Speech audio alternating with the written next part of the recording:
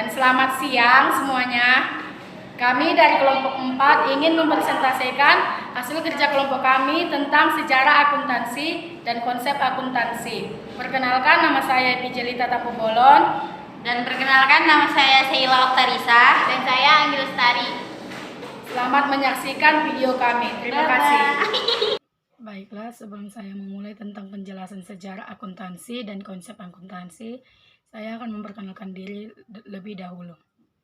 Perkenalkan, nama saya adalah Epi Jelita Tampubolon, saya dari kelas 12 IPA 2 dan dari kelompok 4. Jadi, akuntansi itu sudah ada sejak manusia mengenal hitungan uang dan menggunakan catatan. Namun, berdasarkan catatan yang ada, akuntansi itu berawal sekitar 3.600 tahun sebelum Masehi. Hal ini dibuktikan dengan adanya penemuan berupa catatan pembayaran gaji pada lempengan tanah liat di Babilonia. Selain itu, banyak juga bukti lain seperti yang ditemukan di Mesir. Akan tetapi, perkembangan sistem akuntansi muncul setelah diterbitkannya buku Summa de Arithmetica Geometrica Proportioni et Proportionalita. Buku tersebut adalah karangan Lucas Pacioli pada tahun 1940. Melalui buku karangan itu, Lucas Pacioli dianggap sebagai pencetus sistem tata buku berpasang atau dalam bahasa Inggrisnya adalah double entry bookkeeping. Dan karena itulah Lucas Pacioli dianggap sebagai bapak akuntansi. Dan pada tahun 1970-lah Indonesia mulai menganut sistem akuntansi. Saat ini, perkembangan akuntansi di Indonesia mulai pesat dan diajarkan di bangku sekolah. Nah, sekarang saya akan menjelaskan mengenai tentang konsep akuntansi. Yang pertama yaitu pengertian akuntansi. Apa sih itu akuntansi? Pasti pertanyaan itu pernah kita dengar dari orang yang baru pertama kali mendengar kata akuntansi. Nah, saya di sini akan menjelaskan sedikit tentang pengertian akuntansi. Jadi, menurut American Accounting Association, akuntansi adalah proses mengidentifikasi, mengukur, dan melaporkan informasi ekonomi untuk memungkinkan adanya penilaian dan keputusan yang jelas dan tegas bagi mereka yang menggunakan informasi tersebut. Dan berdasarkan situs web businessnewsdaily.com, akuntansi merupakan proses pengawasan keuangan dalam bisnis dengan mencatat utang, uang masuk, dan transaksi keuangan lainnya.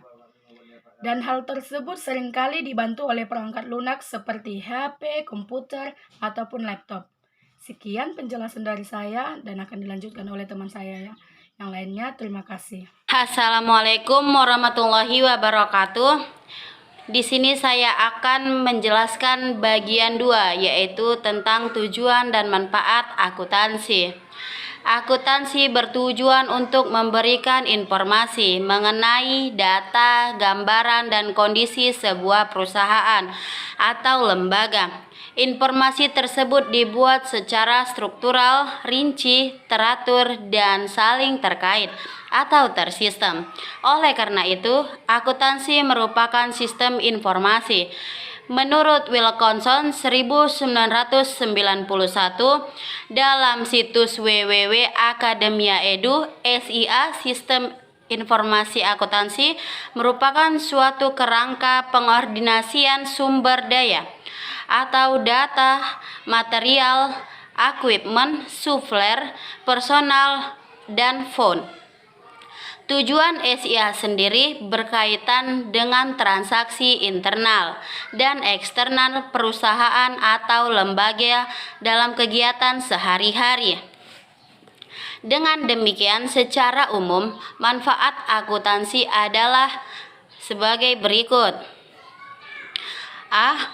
Membuat perencanaan dan pengawasan secara efektif. B. Menjadi pedoman dalam pengambilan keputusan secara yang tepat, baik manajemen maupun pihak eksternal. C. Bentuk pertanggungjawaban perusahaan kepada pihak berkepentingan seperti investor, kreditor, pemerintah, dan lain sebagainya. Terima kasih. Ketiga yaitu pemakai informasi akuntansi. Beberapa pihak mempunyai kepentingan dengan informasi akuntansi.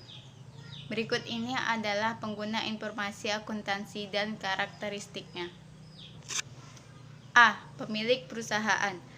Pemilik perusahaan membutuhkan informasi akuntansi untuk mengetahui perkembangan perusahaannya dalam kurun waktu tertentu serta menentukan keputusan yang akan diambil selanjutnya. Bagian kedua yaitu B. Manajer. Manajer dalam hal ini bertindak sebagai pengelola perusahaan yang membutuhkan informasi akuntansi untuk perencanaan dan pengapresiasian perusahaan. Bagian ketiga yaitu C. Karyawan. Karyawan melalui organisasi buruhnya membutuhkan informasi akuntansi berkaitan dengan pertimbangan untuk kenaikan gaji atau upah, perolehan tunjangan, serta memantau kondisi perusahaannya tersebut. Bagian yang keempat yaitu investor.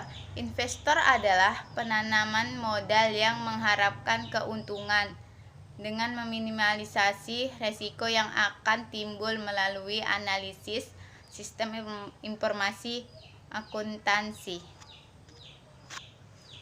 Dan yang kelima yaitu kreditor. Kreditor membutuhkan data akuntansi karena kreditor berkepentingan untuk pemberian kredit kepada calon nasabahnya. Yang keenam yaitu pemerintah. Pemerintah juga merupakan pengguna informasi akuntansi.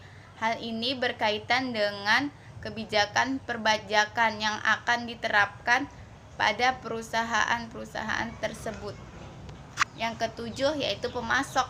Pemasok adalah pihak yang berkepentingan dalam perusahaan, khususnya bagi keberlangsungan perusahaan itu sendiri. Dan yang terakhir ke-8 yaitu lingkungan masyarakat. Perusahaan selalu berdampingan dengan lingkungan masyarakat. Informasi akuntansi dibutuhkan masyarakat sebagai penilaian atas kontribusi perusahaan tersebut terhadap lingkungan, misalnya menyediakan lapangan pekerjaan, tanggung jawab sosial pada alam, serta kontribusinya dan skala nasional. Assalamualaikum warahmatullahi wabarakatuh. Halo adik-adik kecil.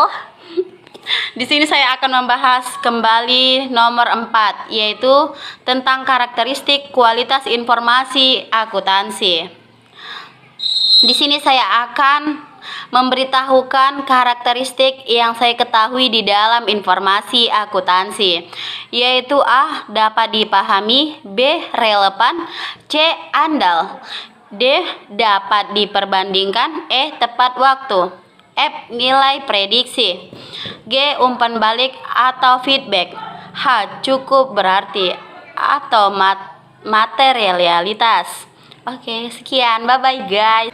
Sekian hasil presentasi kami. Terima kasih sudah menonton dan selamat siang. Bye-bye. Assalamualaikum guys. Dadah.